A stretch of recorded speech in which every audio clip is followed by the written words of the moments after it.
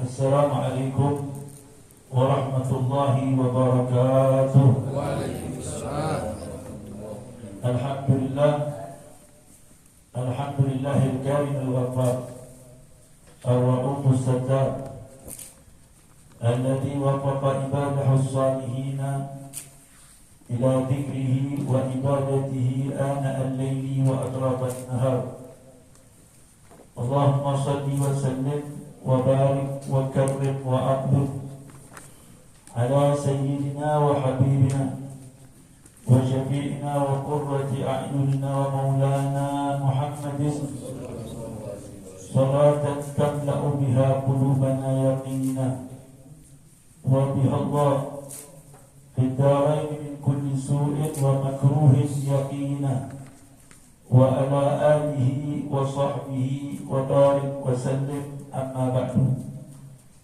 Allahumma anfa'na bima 'allamtana, Rabbi 'allimna ma yanfa'una, Rabbi zidna ilma warzuqna fahma wa atina hikmah. Allahumma barik lana fi majlisina hadha bi rahmatika ya arhamar rahimin. Hadratul mukarramun wal muhtaramun, jamaah majlis Anwarut Talib yang dirahmati oleh Allah Subhanahu wa ta'ala, kepada para habaib, para guru kita, para hujjat, para hadirin sekalian, jamaah yang sama-sama dimuliakan oleh Allah Subhanahu wa ta'ala. Syukur alhamdulillah, berkat rahmat dan hidayah dari Allah Subhanahu wa ta'ala, sebagaimana biasa di waktu yang ijabah, yaitu baitu yang disebut sebagai waktu as-sa'atul fatimiyah, yaitu waktu yang dipilih oleh Sayyidah Fatimah ketika sebuah sabda Nabi Muhammad sallallahu alaihi wasallam yang diriwayatkan oleh Abi Hurairah radhiyallahu anhu, dzakara Rasulullah sallallahu alaihi wasallam yaumul Jum'ah, bahwasanya Abu Hurairah mengatakan Nabi sallallahu alaihi wasallam pernah menyebutkan satu hal yang berkenaan dengan hari Jumat. Qala Rasulullah sallallahu alaihi wasallam, Rasulullah bersabda, fihi sa'atun la yuwafiquha 'abdun muslimun qa'imun yas'alullah ta'ala syai'an illa a'tahu iyyahu. Nabi sallallahu alaihi wasallam menyatakan bahwasanya di hari Jumat itu ada satu waktu yang tidaklah seorang muslim, seorang hamba muslim yang kebetulan beliau beribadah dan berdoa tepat di waktu tersebut, tidaklah dia minta sesuatu kepada Allah kecuali permintaannya pasti akan dikabulkan oleh Allah. Di dalam sabda-sabda yang lain, ulama banyak menafsirkan. Jadi ada hal-hal hadis Nabi kadang-kadang tidak dijelaskan dalam sebuah hadis, tapi ada nanti hadis-hadis yang lain menjelaskan tentang hal tersebut. Jadi kalau orang belajar Al-Quran, kadang-kadang Al-Quran itu tafsirul ayah bil ayat. Ayat Quran terkadang ditafsirkan dengan ayat juga. Di sini ayatnya keluar tidak jelas, tapi nanti mungkin ada ayat yang lain yang memperjelas ayat tersebut. Terkadang ada tafsir ayat bis sunnah. Ayat Al-Quran tidak dijelaskan, tapi nanti yang menjelaskan tafsirnya adalah sunnah Nabi Muhammad. Begitu juga dengan hadis Nabi. Kalau dikatakan ada hadis yang tidak jelas, tapi nanti terkadang ada hadis yang menafsirkan, menjelaskan tentang hadis tersebut.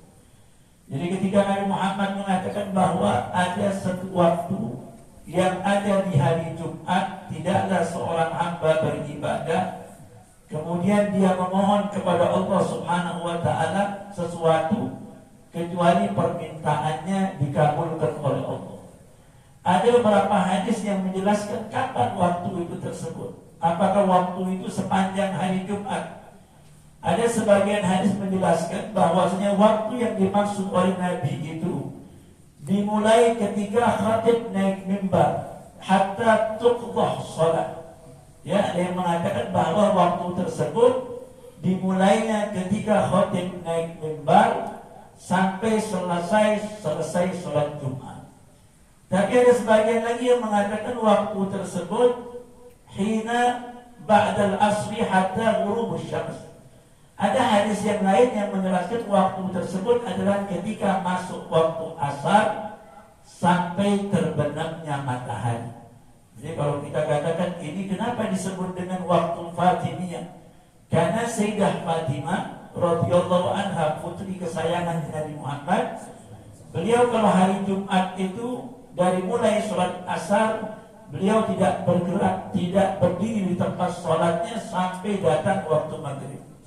Jadi kenapa? Karena dia memilih bahwa waktu yang disebutkan oleh Nabi adalah waktu ba'dal asri sampai datangnya terbenamnya matahari. Maka waktu kita ini sering disebut dengan waktu Fatimiyah. Artinya waktu Fatimiyah itu waktu yang dipilih oleh Sayyidah Fatimah untuk memohon doa kepada Allah Subhanahu wa Ta'ala, karena kita yakin bahwa setiap kita berada di waktu tersebut, waktu yang ijabah, semua permohonan kita akan dikabulkan oleh Allah Subhanahu wa Ta'ala.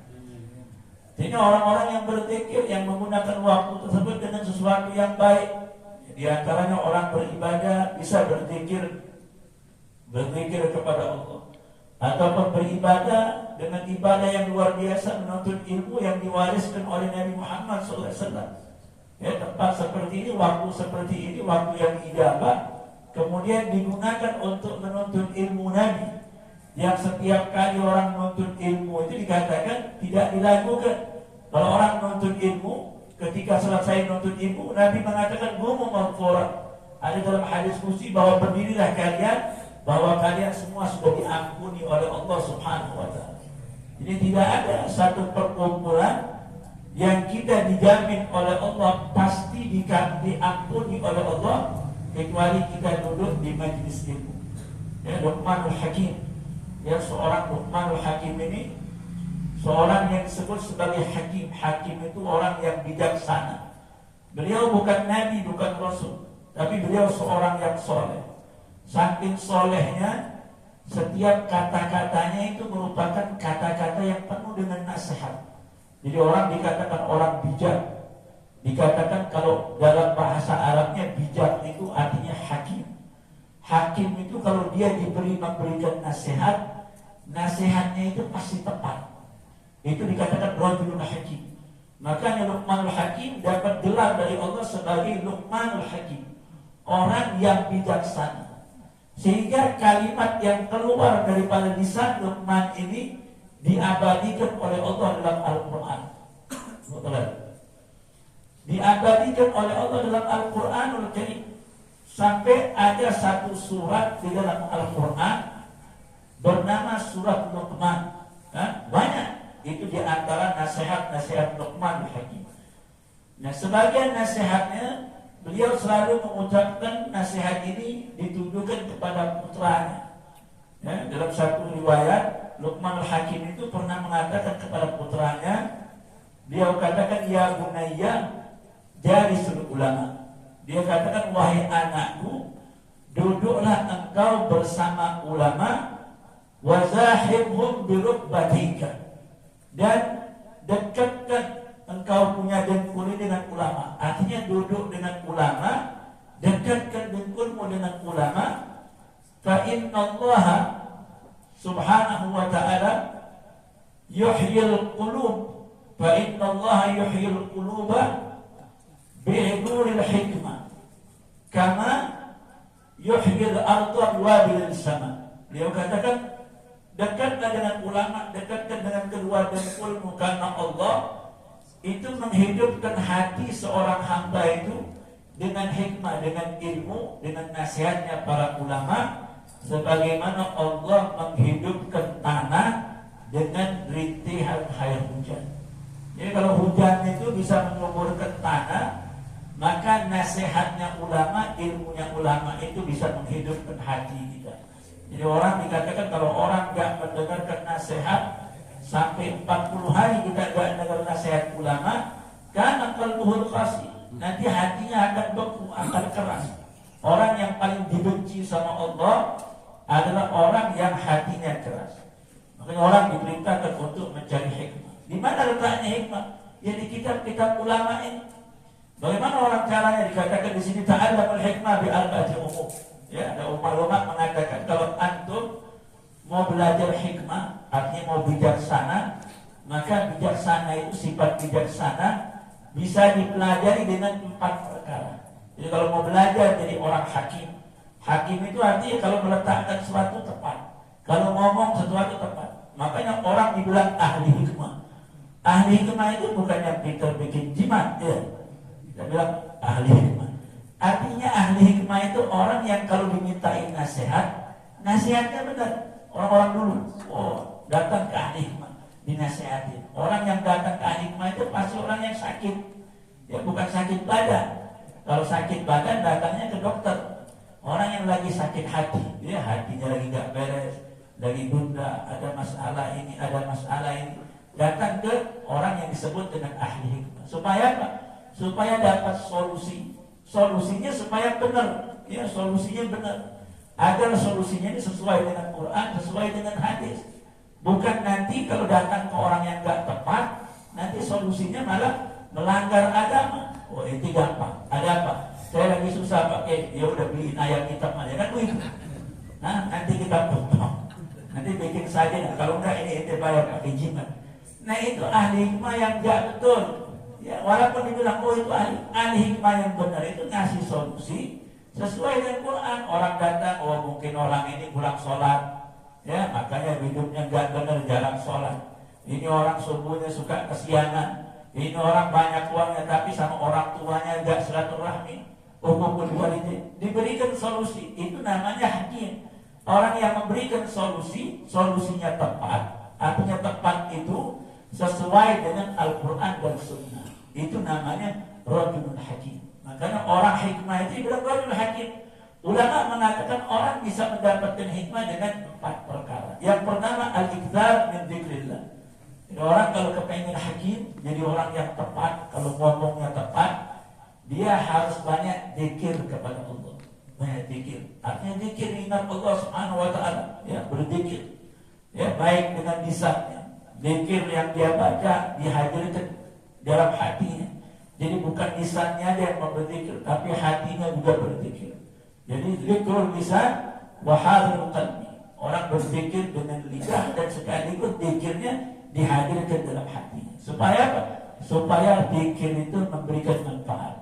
Orang nanya, bagaimana Ustaz kalau ada orang yang berzikir tapi hatinya enggak hadir? Ulama mengatakan ada manfaatnya, tapi sedikit daripada enggak zikir sama sekali. Ya boleh-boleh ada. Orang zikir lidahnya aja, ya, subhanallah, subhanallah, tapi pikirannya kemana-mana. Ada manfaatnya, ada manfaatnya. Itu dapat pahala, dapat pahala. Karena setiap lidah kita baca berzikir dapat pahala. Tapi bagaimana manfaatnya kata ulama? Qalilun nafa. Manfaatnya sangat sedikit, tapi lebih baik daripada orang yang tidak zikir sama sekali. Tapi kalau orang yang bagus itu, orang yang benar itu zikir dengan hati dan lisan. Ya, hatinya lisannya berzikir, hatinya juga ikut berzikir, hatinya hadir. Ya, dalam setiap apa yang dia sebut. Yang pertama, orang diperintahkan banyak berzikir kalau mau menjadi ahli hikmah. Kenapa? Lian Allah Azza wa Jalla hakimun. Kata ulama, Allah itu punya sifat al-hakim. Ya sifat Allah, ya hakim. Itu sifat Allah. Allah itu maha bijaksana. Wa man aktsara mujalasatul hakim. Kata ulama, barang siapa yang sering duduk dengan hakim, artinya mendiri dengan Allah Subhanahu wa taala, atahu Allah hikmah. Maka orang tersebut akan diberi hikmah. Kalau banyak berzikir, nanti lidahnya dijaga, hatinya dijaga oleh Allah. Kalau ada orang bertanya, memberikan solusi-solusi yang tepat. Kenapa? Karena hatinya sudah hadir dengan Allah. Ya, sebagaimana waman taqarraba ilayya ya bin nawafil. Ya, barang siapa yang mendekatkan dirinya kepadaku dengan amal-amalan tambahan, hatta untuk sam'ahul ladzi yasma'u bihi, kata Allah. Dalam hadis Qudsi, orang kalau udah dekat sama Allah, dikatakan seakan-akan telinganya seperti telinga telinga yang Allah dengar. Artinya apa? Setiap yang dia dengar sesuatu yang diridhoi oleh Allah. Dan matanya yang dia pandang seperti pandangan Allah Subhanahu wa taala. Begitu juga tangannya. Jadi gerakan apapun yang dia geraki semua di dalam hadir Allah Subhanahu wa taala. Artinya semua langkah yang dia lakukan adalah langkah yang diridhoi oleh Allah. Itu waman aktsara mujalasatul hakim. Jadi barang siapa yang sering duduk dengan Allah, artinya mengingat Allah, atahu Allah taala hikmatan. Maka orang tersebut akan diberikan hikmah. Dalam Al-Quran Allah nyatakan dengan firman-Nya, yu'til hikmata man yasha. Allah memberikan hikmah kepada siapa saja yang dikehendaki oleh Allah. Wa atainahum man sabiyya. Allah berfirman ketika menyebutkan bahwa Nabi Yahya hebat. Kenapa? Karena waktu bayi Nabi Yahya itu sudah diberikan ilmu hikmah oleh Allah Subhanahu wa